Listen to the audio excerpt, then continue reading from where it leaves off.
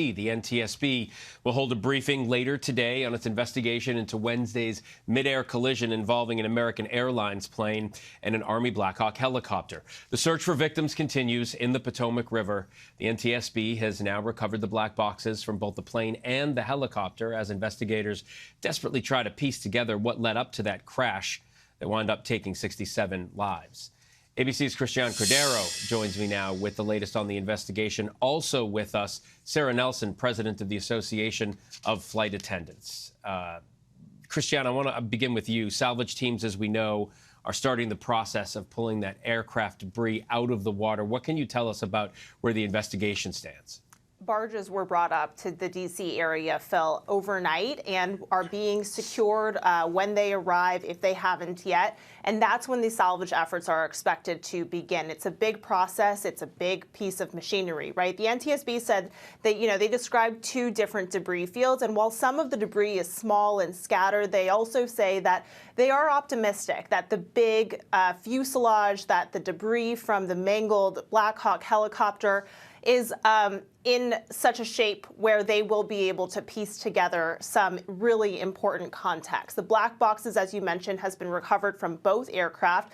The helicopter black box is particularly interesting because we know, right, based on the air traffic control audio, that the pilot acknowledged that they saw a jet. There are a lot of questions as to what happened in those final moments. And because the black boxes are believed to be in good condition, they think that they will also get the necessary information out of that. It's welcome news, of course, for investigators and also for the 100-plus family members the NTSB says are in D.C. right now waiting for answers. 26 bodies, the remains of them, have yet to be recovered, Phil. And so that's part of their salvage efforts as well.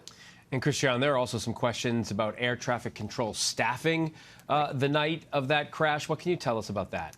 Well, we've learned that there was one air traffic controller who was doing the job for two. Not entirely uncommon when there's low traffic in the area. This did happen 40 minutes earlier than usual, so that's one thing investigators are looking into. The NTSB says that they have interviewed that air traffic controller, and they're looking at everything, right? The training, the schedule, even down to what they ate that day is what he said yesterday, Ton Inman. There's no one piece of evidence that will paint the full picture. They've described this as a puzzle, Phil. Yeah, and every expert we have spoken to said it's not one thing usually, it's a series of events. Sara, Association of Flight Attendants, CWA, represents 55,000 flight attendants at 20 airlines. 2 AFA flight attendants were crewing the flight. Just your initial reaction to this tragic loss, and what would you like people to know about the crew members aboard that flight? Look, thankfully, this is not something that we experience very often, but there are flight attendants around the world who are grieving the death of Ian and Denasia. And it is pretty extraordinary that we have videos of Ian comforting crews and passengers, making them laugh. Denasia, I was able to see videos of her 3-year-old son last night. The PSA flight attendants who knew them best are really grieving and trying to figure out how to get back to work, because this is not only about grieving the loss of our friends, but this is about facing the fact that this is our workplace. And what I really, really want the public to know is that the reason that this is so rare is that there's hundreds of thousands of airline workers, including air traffic controllers, pilots, flight attendants, mechanics, and even those who make the planes, who are saying all day long, every day, is it safe? And we do that methodically to make sure that the public doesn't have to think about that.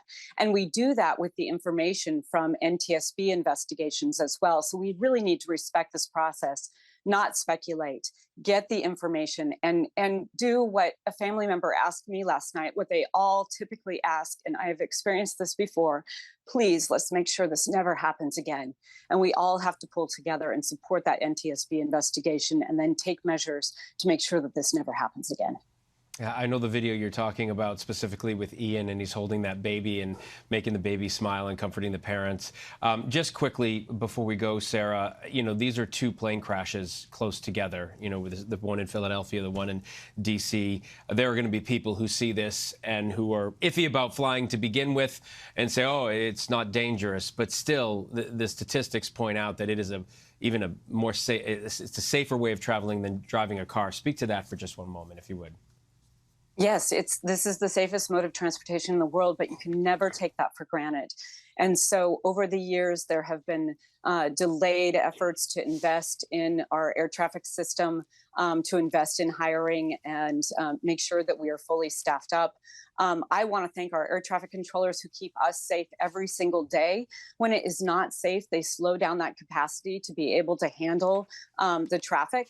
But we need to support them with the latest infrastructure and and hiring, and understand that these are people who conduct a job that is highly technical, and they have to go through several different fail points in order to be able to become a certified air traffic controller. I want to assure the public that we have the best of the best working for us every single day, and we simply need to support everyone who is working together in aviation and pull together. This is a moment where we have to understand that we can all recognize this and grieve this. We can all relate to flying. And when we get up in the air, we greet passengers who come on the plane who just want a safe, uneventful flight and are typically coming with kindness in their hearts. And that's what we need to be expressing right now together, taking care of each other, and lifting up those who do this work every single day as patriots who make this country actually move. And so I just want to recognize all the aviation workers and the sadness in our hearts today, but the absolute commitment to make sure that we do everything in our power to make sure it never happens again. It's a wonderful sentiment, and I can hear it in your voice. Our thoughts are with your entire community. Christiane Cordero,